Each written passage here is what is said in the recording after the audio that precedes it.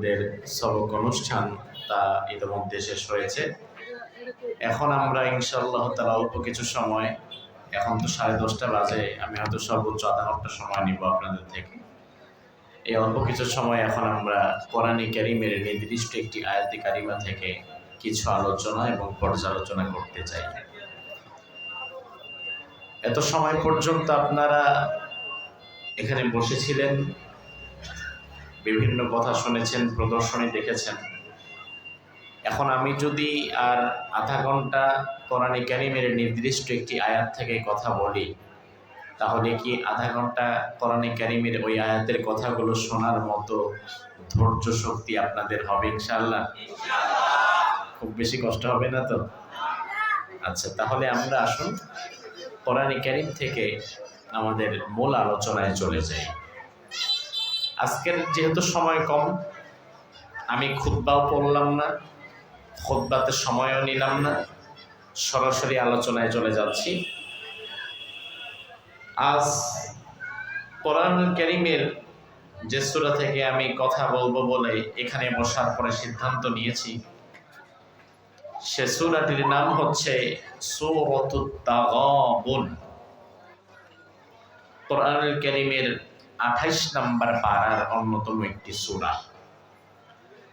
আসুন না ভাই, এই সূরা থেকে মূল কথা শোনার পূর্বে কিংবা এই সূরার কথা বলার পূর্বে আমরা শয়তানের কুমন্ত্রণা, ওয়াসওয়াসা থেকে আল্লাহ সুবহানাহু ওয়া তাআলার কাছে একবার আশ্রয় চেয়ে নিই।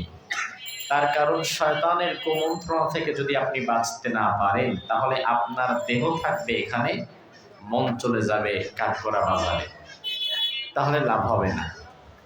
এজন্য আল্লাহ তাআলা বলছেন, বান্দা ফাইদা ক্বরাতাল কুরআন ফাস্তাইদ বিল্লাহি মিনাশ শাইতানির রাজীম। যখন তোমরা কোরআন তেলাওয়াত করবা কিংবা কোরআন শোনার জন্য কোনো কোরআনের বাগানে গিয়ে বসবা, তখন তেলাওয়াতের পূর্বে কিংবা শোনার পূর্বে আমি আল্লাহর দরবারে একবার তোমরা আশ্রয় চেয়ে নাও, আউযু বিল্লাহটা একবার পড়ে নাও। এখন আল্লাহ শেখানো বিধিমালা অনুযায়ী আমরা একবার আউযু বিল্লাহ এবং বিসমিল্লাহ পাঠ করতে চাই। আমি চাইব আমার মাইকের আওয়াজ যাদের কানে যাচ্ছে, সকলে এই মুহূর্তটাকে কাজে লাগিয়ে আসুন, আমরা একত্রিত হয়ে একস্বরে আমরা আউযু বিল্লাহ এবং বিসমিল্লাহ পাঠ করে আল্লাহর কাছে আমরা আশ্রয় চেয়ে নিই। আপনাদের কষ্ট হবে না তো ইনশাআল্লাহ?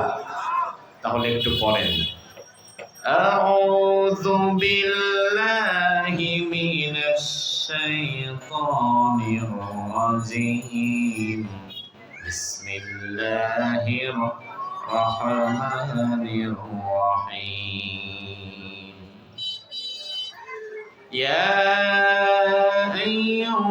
আইয়ুহাল্লাযীনা আমানু ইন্না মিন আযওয়াজিকুম ওয়া আওলাদিকুম আদুওয়ান লাকুম ফাহযারুহুম ওয়া ইন তা'ফু ওয়া তাসফাহু ওয়া তাগফিরু ফাইন্নাল্লাহা গফুরুর রহিম।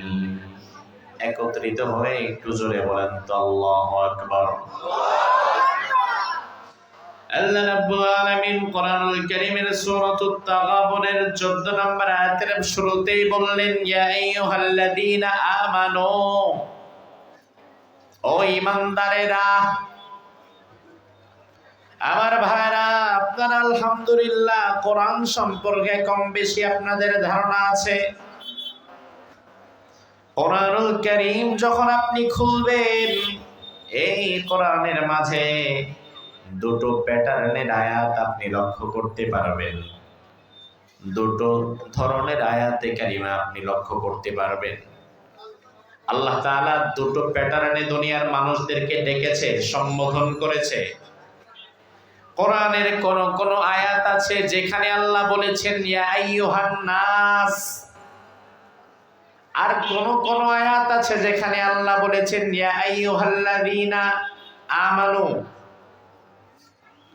ইয়া আইয়ুহাল্লাযীনা মানে হচ্ছে ওহে তার মানে আমরা যখন কাউকে ডাক দেই এই ভাই, এই ভাই যেটা এই বলে যে এই ডাক দেওয়াটা, এই শব্দের আরবি হচ্ছে ইয়া। আল্লাহ রাব্বুল আলামিন কোরআনুল কারীমে ডাক দিয়েছেন কখনো কখনো ইয়া আইয়ুহান নাস বলে আল্লাহ গোটা পৃথিবীর 800 কোটি মানুষকে একত্রিত করে ডেকেছেন। আর কোথাও কোথাও আল্লাহ ইয়া আইয়ুহাল্লাযীনা আমানু বলে গোটা দুনিয়ার মাত্র 200 কোটি ইমানদারদেরকে ডেকেছেন। আমার ভাইরা একটু মনোযোগ দিবেন, ভালো করে বোঝার চেষ্টা করবেন। বর্তমান পৃথিবীতে মোট 800 কোটি মানুষের বসবাস। পৃথিবীর পূর্ব থেকে পশ্চিম দিগন্ত পর্যন্ত যত মানুষ আছে তাদের হিসাব করলে সংখ্যা বের হয় 800 কোটি। কত কোটি? জোরে বলেন। এই 800 কোটি যারা 800 কোটির সবাই কি ইমানদার নাকি বেঈমানও আছে? সংখ্যা বেশি কি ইমানদারের না বেঈমানের? স্বাভাবিক হিসাব অনুযায়ী 600 কোটি হচ্ছে হিন্দু, বৌদ্ধ, খ্রিস্টান, ইহুদি, নাসারা, নাস্তিক, মুরতাদ, আর 200 কোটি হচ্ছে মুসলমান। আল্লাহ তাআলা যে আয়াতে ইয়া আইয়ুহান নাস বলে গোটা দুনিয়ার সব মানুষকে ডেকেছেন একত্রিতভাবে, ওই আয়াতগুলো গোটা দুনিয়ার সব মানুষের জন্যই প্রযোজ্য। ওখানে আল্লাহ ইমানদারদেরকে ভাগ করে ডাকেন নাই। যেমন আল্লাহ কিয়ামতের প্রসঙ্গে কথা বলার সময় বললেন ইয়া আইয়ুহান নাস ইত্তাকু রাব্বাকুম ইন্না যালজালাতাস সাআতি শাইউন আযীম। ও দুনিয়ার মানুষ, তোমরা তোমাদের রবকে ভয় করো, কারণ তোমাদের রব কিয়ামতের পূর্বে জমিনটাকে প্রচন্ডভাবে একটা ঝাঁকুনি দিবে যেটা তোমরা সহ্য করতে পারবা না। কিয়ামতের ঝাঁকুনি ভয়াবহতা দুনিয়ার সব মানুষের উপরেই আসবে, হোক সে মুসলমান, হিন্দু, বৌদ্ধ, খ্রিস্টান, সবার উপরেই আসবে। এই জন্য আল্লাহ এই মেসেজটা দুনিয়ার সব মানুষকে ডেকে বলে দিলেন। কিন্তু আমার ভাইরা, আজকের আয়াত যেটা আমি আপনাদের সামনে তেলাওয়াত করেছি, এই আয়াতের ভেতরেও আল্লাহ একটা গুরুত্বপূর্ণ মেসেজ দিয়েছেন। তবে এই মেসেজটা গোটা দুনিয়ার 800 কোটি মানুষের জন্য নয়, আল্লাহ শুধু ইমানদারদেরকে আলাদা ডেকেছেন। ইয়া আইয়ুহাল্লাযীনা আমানু, ইমানদারেরা তোমরা শোনো। নাস্তিক, বেঈমান, কাফের, মুরতাদদের জন্য আমার এই কথা না। আল্লাহ ইমানদারদেরকে আলাদা করে ডাকলেন, ইমানদারেরা শোনো শোনো, একটা গুরুত্বপূর্ণ কথা আছে তোমাদেরকে আমি আল্লাহ বলে দেই। ও ভাই আমার, তাহলে বুঝে থাকলে জবাব দেন। গুরুত্বপূর্ণ কথা বলার জন্য দুনিয়ার মুমিনদেরকে ডাকলেন কে? কে ডাকলেন? ডাকলেন কাকে? সব মানুষকে না শুধু ইমানদারদের? এখন আল্লাহ যদি ইমানদারদের ভালোবেসে ডাকেন, আর আপনি যদি নিজের ইমানদার দাবি করেন, তাইলে আল্লাহর ডাকে সাড়া দেওয়ার প্রয়োজন আছে না নাই? যদি আপনি সাড়া না দেন, বিশ্বাস করেন ভাই, ঈমান থাকবে না। ও মুসলমান, বুঝেন, সবার ডাকের গুরুত্ব কিন্তু আমাদের কাছে সমান মর্যাদা পায় না, পাবেও না। যেমন আমার এক মুসল্লি ভাই, সে আমারে বলল, হুজুর আগামীকাল দুপুর বেলায় আমার বাসায় আপনার দাওয়াত। আমি কিন্তু চাইলে যাইতেও পারি, না চাইলে নাও যেতে পারি, এটা আমার ইখতিয়ার। আমাদের ব্যস্ততার মধ্যে না যাওয়াটাই বেশি হয়। কিন্তু আমাকে যদি বর্তমান ডক্টর ইউনূস সাহেব ফোন করে বলে আগামীকাল দুপুর 2টায় গণভবনে আপনি থাকবেন, দেখা করবেন, তাইলে ওনার কথা আমি ফেলতে পারলেও ডক্টর ইউনূসেরটা ফেলবো না। যদি আগামীকাল গুরুত্বপূর্ণ মাহফিল থাকে, প্রয়োজনে সেটা ক্যান্সেল করে আমি যাব, কারণ বর্তমান বাংলাদেশে ডক্টর ইউনূস একজন গুরুত্বপূর্ণ ব্যক্তি। তার ডাকে সাড়া দেওয়া আমাদের সময়ের দাবি। ও আমার ভাইরা, দেখেন, আপনাকে যদি আপনার মা ডাকে একরকম গুরুত্ব পায়, বাবা ডাকলে একরকম গুরুত্ব, বন্ধু ডাকলে একরকম গুরুত্ব, চেয়ারম্যান ডাকলে একরকম গুরুত্ব, এমপি মন্ত্রী ডাকলে আরেক রকম গুরুত্ব, তাহলে বাবা মা, এমপি মন্ত্রী, চেয়ারম্যান আর নেতারা চাইতে আমার আল্লাহর ডাকের গুরুত্বটা কম না বেশি? তাইলে আল্লাহ যদি আমার ইমানদার বলে ডাক দেয়, কি জন্য আল্লাহ ডেকেছেন? আল্লাহর পরবর্তী কথাটা শোনার দরকার আছে না নাই? আমার ভাইয়া দেখেন, আল্লাহ কিন্তু সরাসরি আমারে ডাকেন নাই, এই ইয়াহিয়া তা কি শোনো। আল্লাহ যদি সরাসরি আপনারে বলতো, এই আব্দুল করিম শোনো, তাইলে আমরা জবাব দিতাম লাব্বাইক ইয়া রাব, আল্লাহ হাজির। কি বলবেন বলেন? আল্লাহ যদি সরাসরি আপনার নাম ধরে ডাকতো, আব্দুর রহমান শোনো, সাথে সাথে আমরা বলতাম লাব্বাইক ইয়া রাব। আল্লাহ কি বলবেন?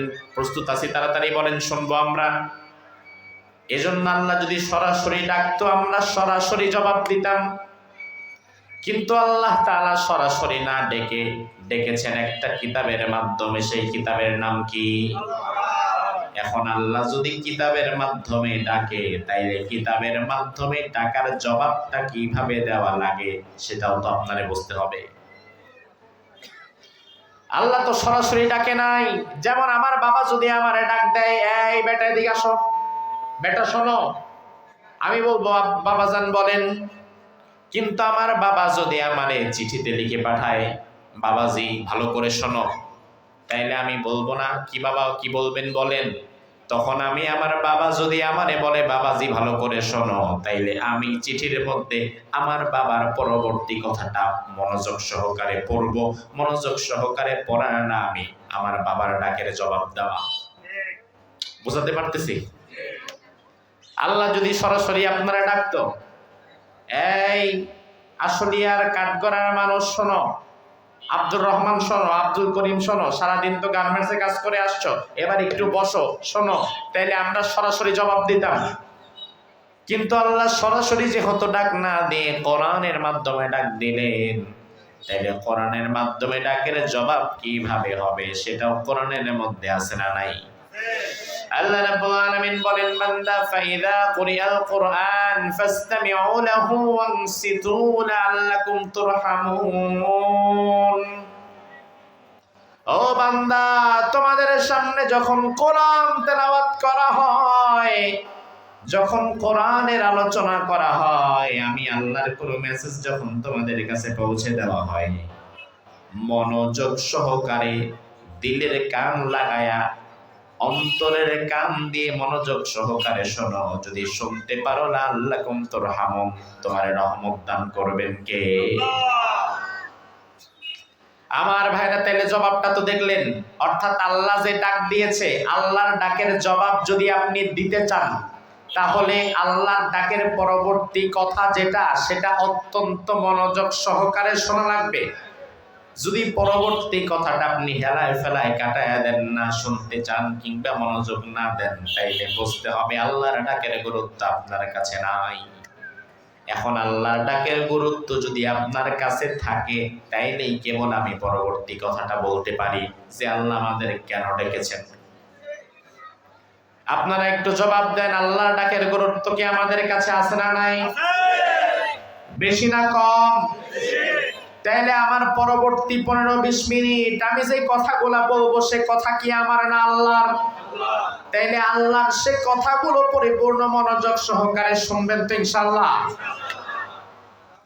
আল্লাহ রাব্বুল আলামিন আমাদেরকে ডাক দিয়ে বললেন, ইমানদার ভালো করে শুনে নাও, ইন্না মিন আজওয়াজিকুম। একদম মনোযোগ দেন, আল্লাহর কথা শুরু হচ্ছে, যে কথার জন্য আল্লাহ ডাকছে। ইন্না মিন আজওয়াজিকুম, নিশ্চয়ই তোমাদের স্ত্রীগণ, ওয়া আওলাদিকুম, তোমাদের সন্তান সন্ততি। তাইলে আল্লাহ এই আয়াতের মধ্যে আমাদের জীবনের সাথে রিলেটেড সবচেয়ে কাছের 2 শ্রেণীর কথা আগে বললেন। এক শ্রেণী হচ্ছে স্ত্রীরা, আরেক শ্রেণী হচ্ছে সন্তান সন্ততিরা। ও ভাই আমার, এই দুনিয়াতে মানুষ যা করে, যত কাজ করে, যত চেষ্টা প্রচেষ্টা করে, যত উপার্জন করে, নিজের জন্য করে না, বরং অধিকাংশ জায়গায় ছেলে মেয়ে, পরিবার পরিজন, স্ত্রী সন্তানের জন্যই তো করে। আপনি একা মানুষ, আরে ভাই আপনার পেট চলতে কি লাগে? আজকে যদি আপনার 3, 4, 5টা সন্তান না থাকতো, আপনার যদি আজকে স্ত্রী না থাকতো, তাহলে রংপুর কুড়িগ্রাম থেকে আপনার কষ্ট করে আশুলিয়া গার্মেন্টসে কাজ করতে আসতে হইতো না, আপনি গ্রামেই থাকতে পারতেন। ঠিক কিনা? এই যে 3, 4, 5টা মানুষ আপনারা জীবনের সাথে জড়িয়ে আছে, এই মানুষগুলোর মুখে হাসি ফোটাবার জন্যই তো আপনি নিজের জীবন শেষ করে দিয়েছেন, নিজের স্বাদ আহ্লাদ শেষ করে দিয়েছেন। এমনও সময় দেখি অনেক গার্মেন্টস কর্মী ভাই বোনেরা এদের সময়টা পর্যন্ত বাড়িতে যেতে পারে না, বাড়িতে যাওয়া আসা করলে 2, 2.5, 3,000 টাকা খরচ হয়ে যাবে। নিজের স্বাদ আহ্লাদ কোরবানি দিয়া শহরের চিপা ছোট্ট একটা রুমের মধ্যে শুয়ে থাকে। এই যে এত কষ্ট, এত আত্মত্যাগ কিসের জন্য? আপনার জন্য ভুলেও না। কারণ আপনার খাইতে আর কি লাগে? আপনার কতটুকু লাগে? আপনি তো কুড়িগ্রাম রংপুর মিঠা পুকুরে পড়ে থাকলেই পারতেন, আপনি গাইবান্ধায় পড়ে থাকলেই পারতেন, আপনি তো চট্টগ্রাম ওখানেই থাকলেই পারতেন।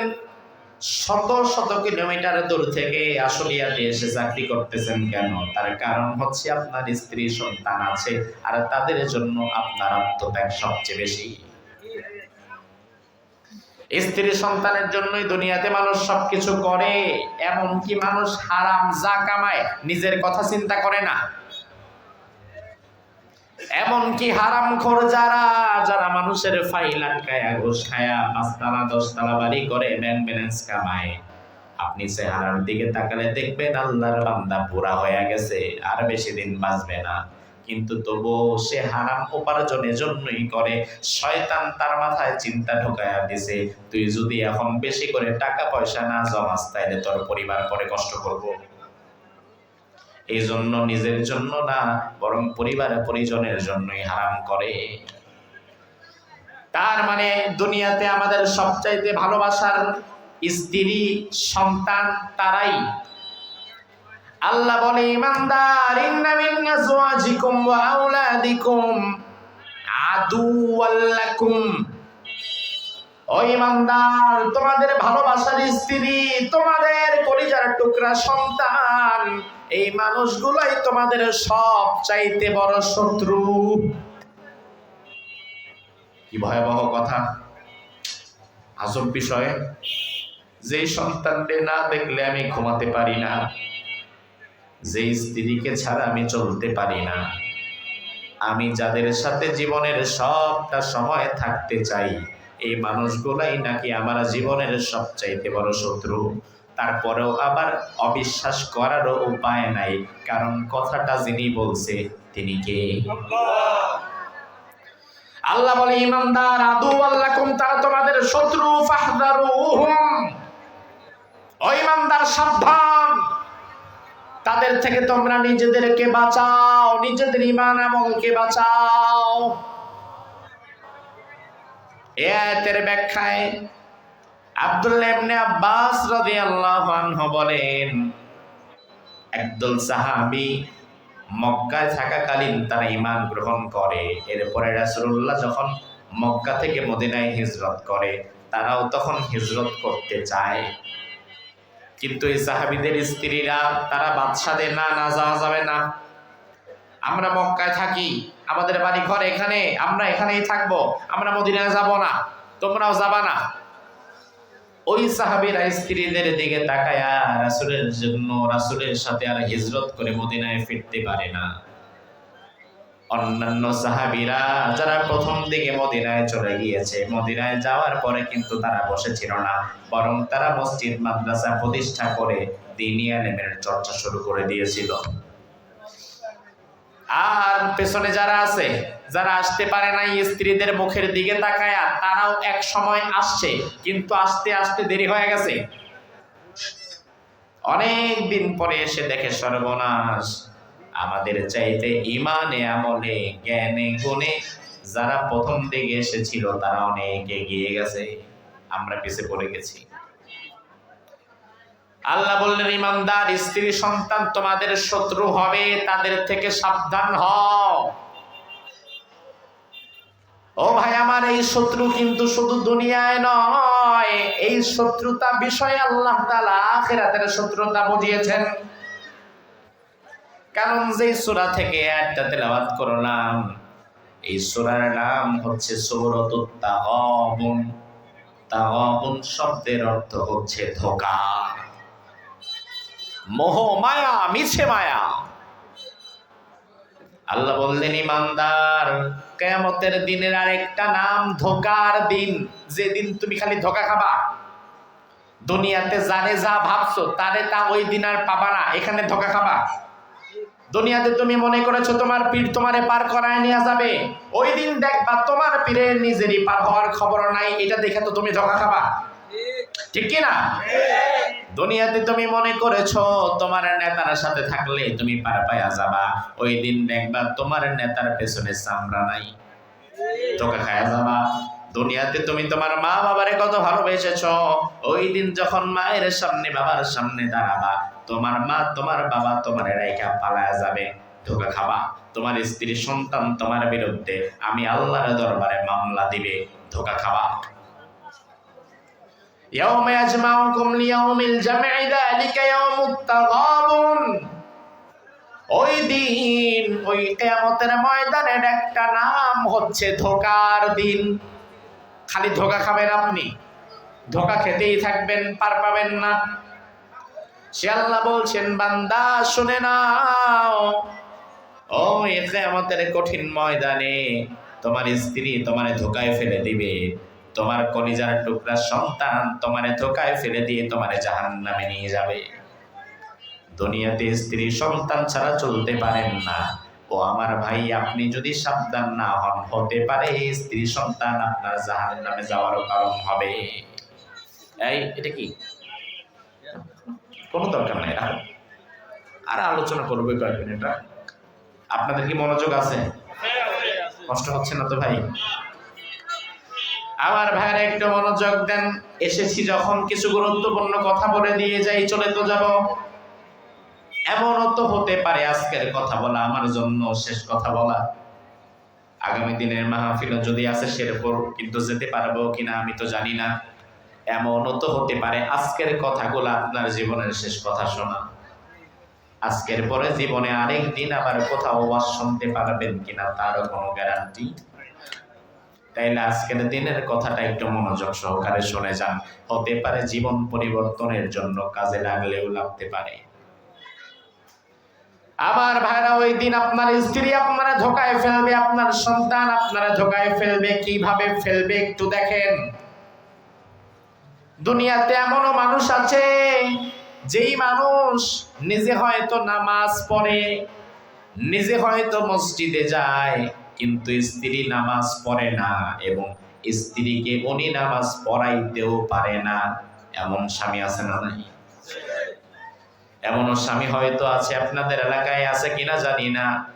স্ত্রীটারে সুন্দর কইরা সাজায়া কাজায়া মোটর সাইকেলের পেছনে নিয়ে পুরো এলাকাটা হল দেয়। ওনার একার স্ত্রী যেন পুরো এলাকার সম্পদ, সবাই দেখে। ও স্বামী, তুমি তো স্বামী না, তুমি স্বামী নামক আসামি, তুমি দায়ুস। রাসূল বলেছেন, যেই ব্যক্তি তার স্ত্রীকে পর্দাপোশিতার মধ্যে রাখতে পারে না, নিজের স্ত্রীকে উলঙ্গ বেহায়াপনার মাধ্যমে গোটা সমাজের মধ্যে ছড়িয়ে দেয়, ওই লোকটা হচ্ছে দায়ুস। আর দায়ুস কখনো জান্নাতের ঘ্রাণও পাবে না। এমন দায়ুস আছে না নাই? ও স্বামী, দুনিয়াতে হয়তো আপনি আপনার স্ত্রীকে দেখাচ্ছেন মানুষকে, আপনার স্ত্রী কিছুই বলছেন, আপনিও কিছু বলছেন না। আপনার স্ত্রীকে যদি কাঠ করা বাজারের 100 মানুষ দেখে, যারা দেখবে সবার তো একটা করে গুনাহ, আর আপনার স্ত্রী দেখাই হবে 100 গুনাহ। আর আপনি যেহেতু উপায়টা করে দিয়েছেন, আপনারও হবে 100 গুনাহ। এবার আল্লাহ তাআলা কিয়ামতের ময়দানে আপনার স্ত্রীকে দাঁড় করাবেন। এই সালমা আক্তার দাঁড়াও, এই খাদিজা বেগম দাঁড়াও, এই সোনিয়া দাঁড়াও, অমুক দাঁড়াও, তমুক দাঁড়াও। শোনো, পর্দা করো নাই কেন? তোমার উপরে পর্দা ফরজ ছিল, তুমি পর্দা না করার কারণে তো প্রত্যেক দিন শত শত মানুষের জিনার গুনাহ হয়েছে, চোখের জিনার গুনাহ। যত মানুষের চোখের জিনার গুনাহ হয়েছে, প্রত্যেকের জিনার গুনাহর একটা অংশ তোমার আমলনামার মধ্যেও ঢুকে গেছে। এবার জাহান্নামে যাও। এবার স্ত্রী বলবে, আল্লাহ, পর্দা না করাটাই যদি আজকে আমার জাহান্নামে যাওয়ার কারণ হয়, তবে আমি কেন একাদশী হব? বরং আমি তো নারী, আমি তো পৃথিবীতে ছিলাম অন্যের অধীন। তুমি তো আমাকে স্বাধীনতা দাও নাই, আমি তো ছিলাম অন্যের অধীন। জীবনের 16-17 বছর আমি থেকেছি বাবার কাছে, বাবা আমারে পর্দা শিখায় নাই। আর বাকি সারাটা জীবন আমি শিখেছি আমার স্বামীর কাছে। আমার স্বামী কোনোদিন আমারে পর্দা করতে বলেও নাই। একদিন হঠাৎ করে তরকারিতে লবণ কম হয়েছে কিংবা ঝাল বেশি হয়েছে, আমার স্বামী তরকারির পাতিলটা ফিক্কা মারছে, খায় নাই, খাবো না, যা এখান থেকে, এমন রাগা রেগেছে। আমার স্বামীর রাগান্বিত চেহারা আমি দেখেছিলাম। এরপর থেকে তরকারিটা এত সাবধানে রান্না করি, আমার আর ভুল হয় না। ওই স্বামী আমার তরকারিতে লবণ কম বেশ হওয়ার জন্য ধরতো, ওই স্বামী আমার তরকারিতে ঝাল কম বেশ হওয়ার জন্য ধরতো, কিন্তু ওই স্বামী কোনোদিন আমার পর্দা যে করি না করতে হবে এটার জন্য জীবনে ধরেও নাই। আয় আল্লাহ, আমার স্বামী যদি আমারে তরকারিতে লবণ না হওয়ার পরে যেমন ধমক দিয়েছে, এমন একটা ধমক যদি আমার স্বামী পর্দা না করে যেদিন প্রথম বের হয়েছি ওই দিনই দিত, তাইলে হয়তো আমি আর কোনোদিন পর্দাটাও ছাড়তাম না। এখন আমার স্বামী যেহেতু আমারে কোনোদিন সাবধান করে নাই, আজকে যদি আমার জাহান্নামে যাওয়াই লাগে, তাইলে আমার আগে আমার স্বামীটারেও সামনে আনো, তারেও জাহান্নামে দেওয়া লাগবে। ঠিক কিনা? স্ত্রীর কথায় যুক্তি আছে না নাই? ও ভাই, তুমি ফেসে যাবা। আজকে যে স্ত্রী তোমার সঙ্গে হাসি তামাশা করে, সুন্দর ব্যবহার করে, ওই দিন কিয়ামতের দিন যেই দিন ধোঁকা খাবা, ওই দিন স্ত্রী সবার আগে তোমার বিরুদ্ধে আল্লাহর কাছে মামলা দিবে। ওই স্ত্রী সবার আগে তোমার জাহান্নামে নেওয়ার জন্য আল্লাহর দরবারে মামলা দিবে। সাবধান, আল্লাহ আমাদেরকে ভালোবেসে বলছেন, ইমানদার সাবধান হও। আমার ভাইরা দেখেন মজার বিষয়, আল্লাহ তো চাইলে ইয়া আইয়ুহাল্লাযিনা আমানু না বলে ইয়া আইয়ুহান নাস বলতে পারতেন। ও মানুষ, তোমরা সাবধান হও, তোমাদের স্ত্রী সন্তান তোমাদের শত্রু হয়ে যাবে, এটা তো আল্লাহ বলতে পারতেন। কিন্তু আল্লাহ ইয়া আইয়ুহান নাস বলেন নাই। দুনিয়ার সব মানুষকে আল্লাহ ডাকেন নাই, দুনিয়ার সব মানুষকে আল্লাহ সাবধানও করেন নাই। কারণ যার ঈমান নাই সে তো এমনি ক্ষতিগ্রস্ত, তার হারাবার মতো তো কিছুই নাই। মূলত হারাবার মতো ভয় তো তার আছে যার ঈমানটা আছে। আমার তো ঈমান আছে, আমার হারাবার ভয় আছে, আমার আখিরাত যদি নষ্ট হয় আমি শেষ হয়ে যাব। কিন্তু যার ঈমান নাই, ওরে আর সাবধান করার কি? ওর বউ পোলাপান পর্দা করুক আর না করুক, ও তেমনি মের খাবে। কিন্তু আমার তো ঈমান আছে ভাই, এজন্য আল্লাহ আমারে ভালোবেসে সাবধান করছে। আল্লাহ আমাদেরকে বললেন, ও বান্দা, তোমরা তোমাদের স্ত্রীদের ব্যাপারে সাবধান হও। এরপরে আল্লাহ বললেন, বান্দা ওয়া আওলাদিকুম, তোমরা তোমাদের সন্তানদের ব্যাপারেও সাবধান হও। আমাদের দেশে, আমাদের সমাজে এমন অসংখ্য বাবা আছে যে বাবা আলহামদুলিল্লাহ নিজে ভালো, নিজে নামাজি, এমনকি নিজে ফজরের নামাজেও মসজিদে যায়, ফজরে নামাজেও মসজিদে যায়, কিন্তু যাওয়ার সময় নিজের প্রাপ্তবয়স্ক ছেলেটারে সাথে নিয়ে যায় না। এমন বাবা আছে না নাই?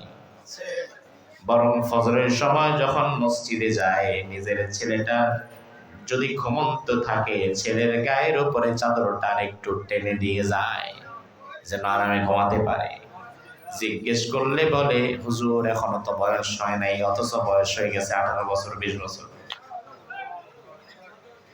এই ছেলেটা যখন মারা যাবে, ছেলেটাকে আল্লাহ দাঁড় করাবেন, বলবেন, বান্দা জবাব দে।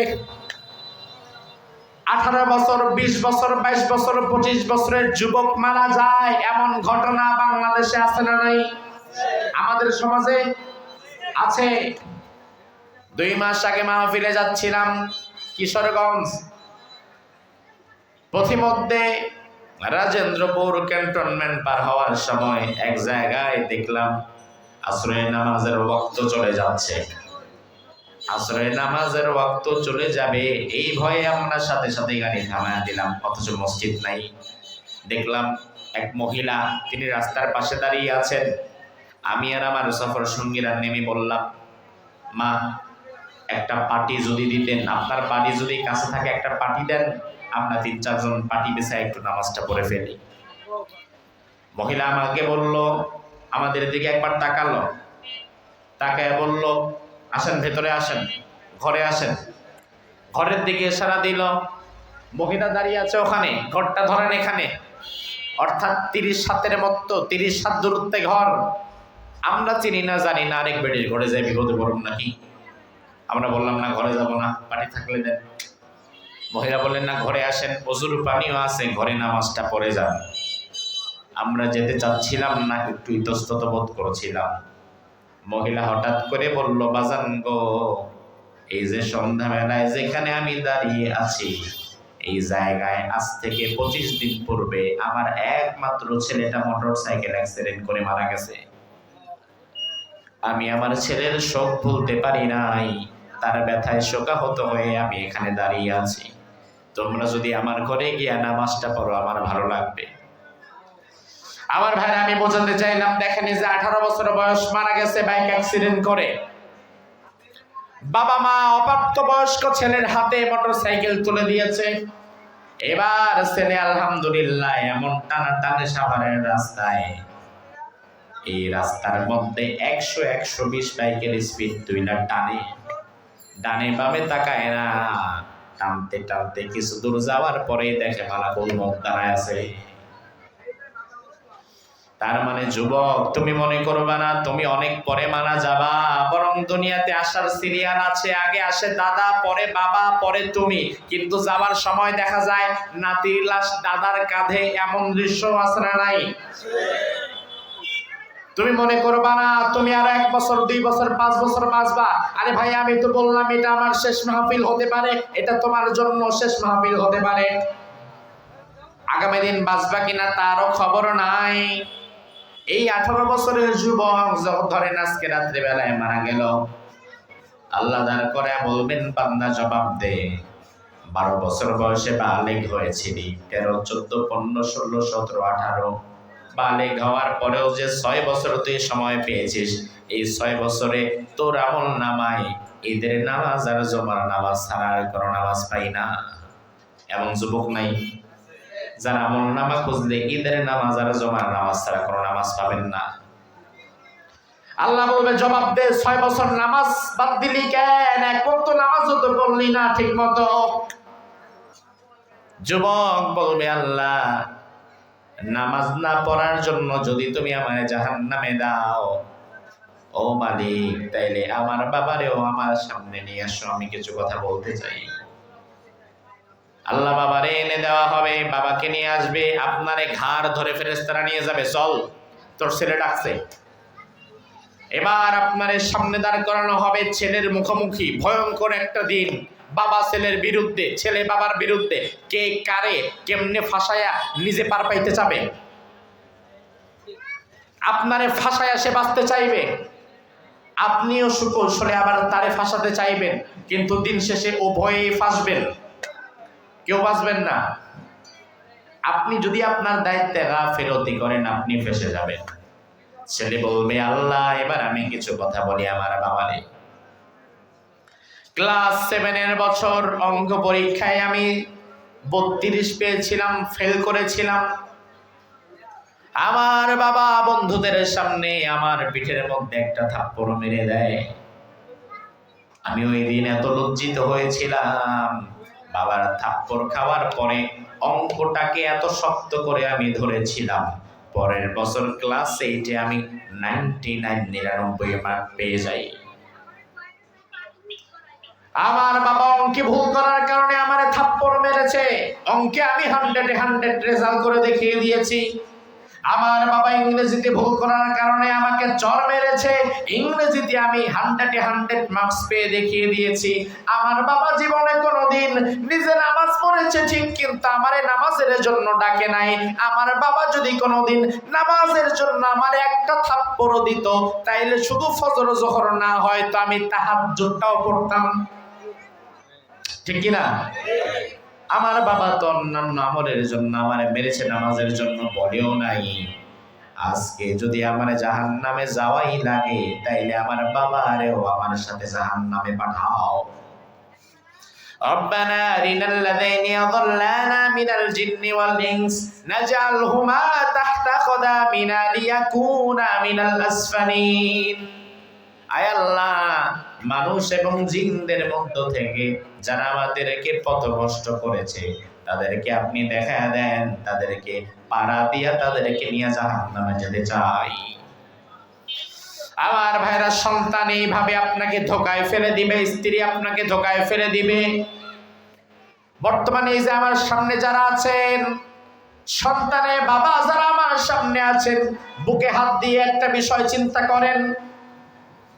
আজ থেকে 20 বছর পূর্বে সন্তান প্রতিপালন করা যতটা সহজ ছিল, আজকের জামানায় সন্তানকে প্রতিপালন করা ততটা সহজ নাকি কঠিন?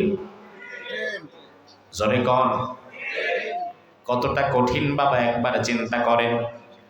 আজ থেকে 20 বছর আগে গাঁজা, ফেন্সিডিল তথা মাদক দ্রব্য এগুলো অবশ্যই ছিল না যে বলবো না, তবে এগুলো হাতের নাগালে ছিল না, এত সহজলভ্য ছিল না, চাইলেই পাওয়া যেত না। কিন্তু এখন 50 টাকা দিয়ে গাঁজা পাওয়া যায়, হয়তো আপনার পাশের দোকানে পাওয়া যায়, আপনি জানেন না। 200 টাকা হলে মদ পাওয়া যায়, মদের ডিলার এলাকায় মদ বিক্রি করে, হয়তো আপনি জানেন না। গাঁজা পাওয়া যায়, মদ পাওয়া যায়, ইয়াবা পাওয়া যায়, ফেন্সিডিল পাওয়া যায়। ইলিশ মাছ সব সময় পাওয়া যায় না, কিন্তু গাঁজা বাবা ফেন্সিডিল সব সময় পাওয়া যায়। তার মানে এটা বাজার দরের চাইতেও বেশি সস্তা হয়ে গেছে, সব সময় হাতের নাগালে পাচ্ছেন। আপনি আলহামদুলিল্লাহ ভালো মানুষ, আপনি বাবা, আপনি চলে যান সকাল 7টায় অফিসে, আসেন আবার রাতের 8টায়। সারাদিন ছেলে কই যায় না যায় খোঁজ নেওয়ার মতো তো সময়ও আপনার নাই। ও বাবা, এবার সন্তানটা নিয়ে চিন্তা করে দেখেন, সারাদিন সন্তানটার সময় আপনি দিতে পারেন না। আপনার সন্তান যে আপনার অগোচরে খারাপ হচ্ছে না, এই গ্যারান্টি আপনারা দিবে কে? আপনার সন্তান যে খারাপ হচ্ছে না, গ্যারান্টি কে দিবে? বরং আমাদের কাছে তো অভিযোগ আসে, অনেক জায়গায় যাওয়ার পরে আমরা শুনি 7 বছর, 8 বছর, 10 বছরের ছেলে বিড়ি খায়, গাঁজা খায়, এমন দৃশ্য আছে না নাই? সেটা যে আপনার সন্তান হবে না, সেই গ্যারান্টিটাকে দিবে? সন্তানকে কয়দিন আপনি দেখে দেখে রাখবেন? সবসময় তো দেখে দেখে রাখাও যায় না। এরপরেও না হয় আপনি অনেক সচেতন বাবা, আপনি দেখে দেখে রাখতেছেন, সকাল থেকে রাত পর্যন্ত কড়া গাইড দেন। আপনি নিশ্চিত বিশ্বাসী, আমার ছেলে গাঁজা খাইতেই পারে না, আমি সবসময় গাইড দিয়ে রাখি। কয়দিন দিবেন? ছেলেটা যখন বড় হয়ে কলেজে চলে যাবে, হালকা বাঁধন মুক্ত হয়ে যাবে। কলেজ থেকে যখন বের হয়ে কোনো ইউনিভার্সিটিতে ঢুকে যাবে, পুরা বাঁধন মুক্ত হয়ে যাবে। আর সেটা যদি হয় ঢাকার বাইরে কোনো পাবলিক ইউনিভার্সিটি, তাইলে তো আরো শেষ।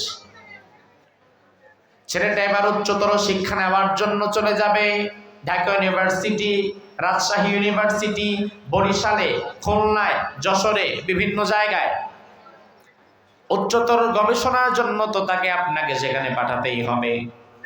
এবার আজকে আলোচনা শোনার পরে আপনি বাবা, আপনার মনের মধ্যে একটা ভয় ঢুকে গেছে, আহারে না জানি আমার সন্তান আবার সেখানে গিয়ে খারাপ না হয়।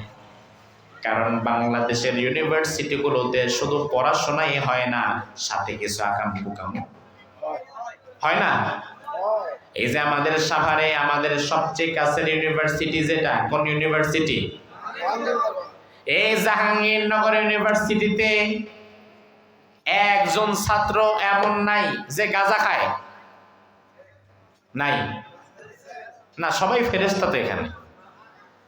এই জাহাঙ্গীরনগর ইউনিভার্সিটিতে একজন ছাত্র কেমন নাই যে মাদকাসক্ত? কি কথা বলেন? বরং আছে, মানে জরিপ করলে তো দেখা যাবে মাদকাসক্ত না এমন কয়জন আছে, বাড়ি সালাম দেন। জীবনে কোনোদিন মাদক স্পর্শ করে নাই এমন কয়জন আছে, খুঁজে বের করেন। হ্যাঁ অবশ্যই আছে, তবে সংখ্যাটা হয়তো কম পাবেন। কারণ অনেক ছেলে যে নিজে হয়তো মাদক দ্রব্য পছন্দ করে না, কিন্তু এমন বন্ধু বান্ধবদের সাথে থাকে, তার ফ্রেন্ড সার্কেলটা খারাপ, ওই বন্ধু বান্ধবরা জোর করে তারে খাওয়াই দেয়। ঠিক কিনা? তা আপনার সন্তান ইউনিভার্সিটিতে যাওয়ার পরে মাদকাসক্ত হয়ে যাচ্ছে, আপনার সন্তান আপনার কলিজার টুকরা ইউনিভার্সিটিতে যাওয়ার পরে খারাপ হয়ে যাচ্ছে, আপনি বাবা কি জবাব দিবেন? নিজের বিবেকের কাছে প্রশ্ন করুন, কি জবাব দিবেন? এই জন্য আল্লাহ তাআলা আপনাকে দায়ুস হওয়ার জন্য আল্লাহ তাআলা আপনাকে সাবধান করছেন, বাবা স্বামী দায়ুস হবা না, ইন্না মিন আজওয়াজিকুম, স্ত্রীদের ব্যাপারে ভয় করো, আল্লাহকে ভয় করো, দুনিয়াতে দায়ুস হবা না, নিজের স্ত্রীর শরীর বিক্রি করবা না। বর্তমান তো নিজের স্ত্রীর শরীর বিক্রি করে যারা, তারা আরো উপরে উঠে যায়, আছে না নাই? বর্তমান আমরা দেখলাম বাংলাদেশের অন্তর্বর্তীকালীন সরকার যেটা গঠন হয়েছে, এই অন্তর্বর্তীকালীন সরকারে গতকাল নতুন কিছু উপদেষ্টা নতুনভাবে শপথ নিয়েছে, নতুন কিছু দায়িত্বে।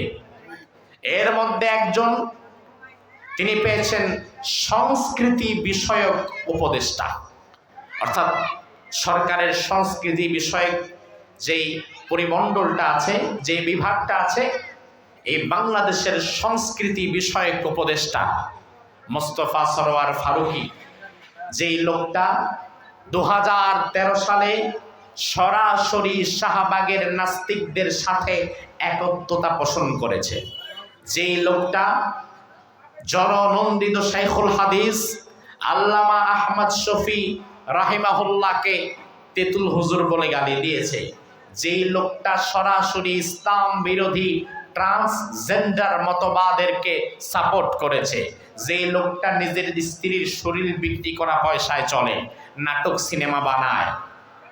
অমুসলমান ভালো করে বোঝেন, 92% মুসলমানের দেশ বাংলাদেশ, যেই বাংলাদেশে ট্রান্সজেন্ডার সাপোর্টকারী আল্লামা আহমদ শফিকে তেতুল হুজুর বলে গালি দেওয়ানেওয়ালা ব্যক্তি সরাসরি 2013 সালে শাহবাগের নাস্তিকদের সাথে যে একত্বতা পোষণ করেছে, তার মতো কুলাঙ্গার ধর্মবিদ্বেষী কোনোদিন বাংলাদেশের মতো একটা দেশের দায়িত্বে যেতে পারে না।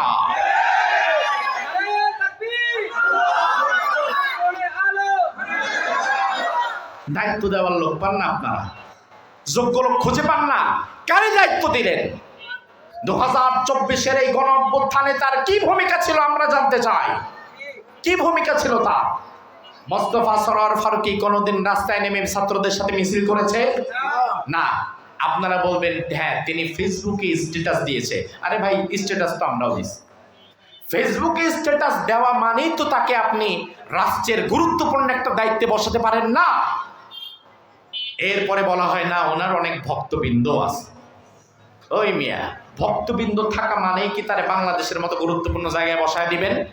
ফেসবুকে স্ট্যাটাস দেওয়া আর কিছু ভক্তবৃন্দ থাকার কারণে মোস্তফা সরোয়ার ফারুকীকে যদি আপনারা উপদেষ্টা বানাতে পারেন, তাহলে একই যুক্তিতে পরিমণীয় উপদেষ্টা হতে পারে, ঠিক না?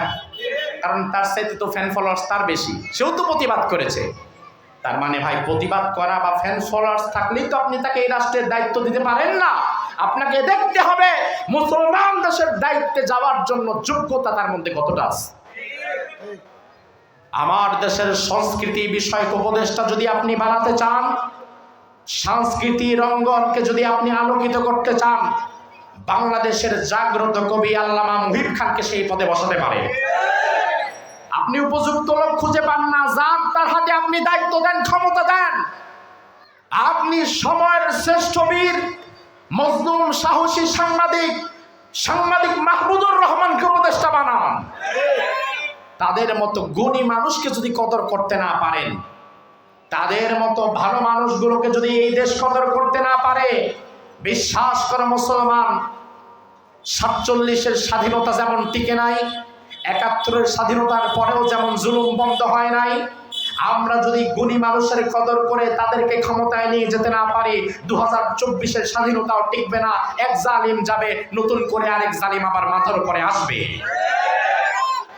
এজন্য আপনাদেরকে আহ্বান করি, আল্লাহর ওয়াস্তে যার তার হাতে দায়িত্ব দিবেন না, দায়িত্ব দিবেন তার হাতে যার মধ্যে আমানতদারিতা আছে, তাকওয়া আছে, পরহেজগারিতা আছে। আল্লাহ কবুল করুক, বলি আমিন। হাদা মা ইনদি ওয়াল ইলমু ইনদাল্লাহ আলাইহি তাওয়াক্কালতু ইলাইহি উনীব। আমরা ইনশাআল্লাহ মুনাজাত করে একসঙ্গে বিদায় হব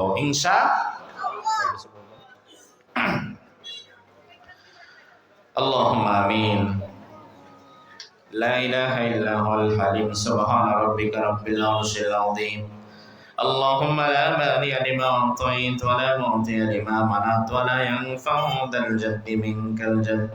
اللهم صل وسلم على نبينا محمد صلى الله عليه وعلى آله وأصحابه وبارك وسلم. ربنا